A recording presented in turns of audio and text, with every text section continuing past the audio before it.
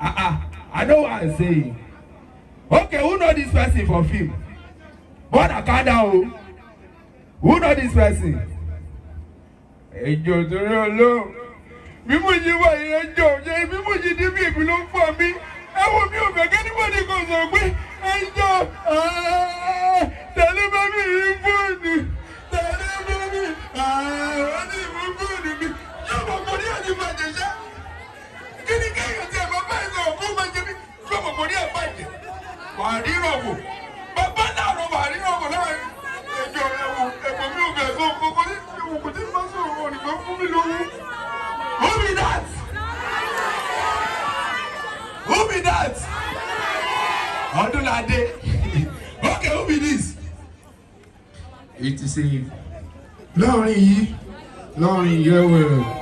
Àní tó bá dọ́rù rẹ̀ wọ́n forí rẹ̀ sọ̀rọ̀ nígbà gẹ́gẹ́ mi mọ wíwẹ̀.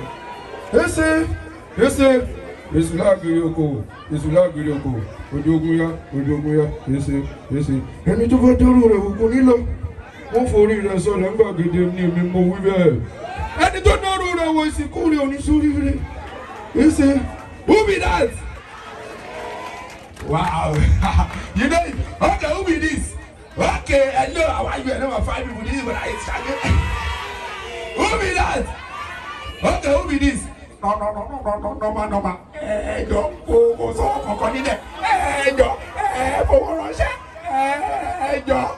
who be that? Officer was. Okay, who be this? Who be this? Whoa. Oh, shalom, yo.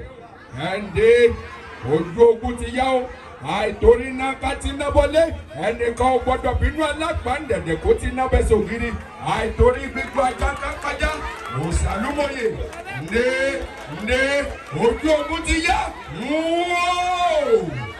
Who be that? Ladies and gentlemen, this is second Shaggi original. I'm gonna show you fun. Boy, what's that? Thank you. Thanks for watching this video. Please don't forget to click on the subscribe button. Kindly comment and share. We drop new videos daily. Thank you.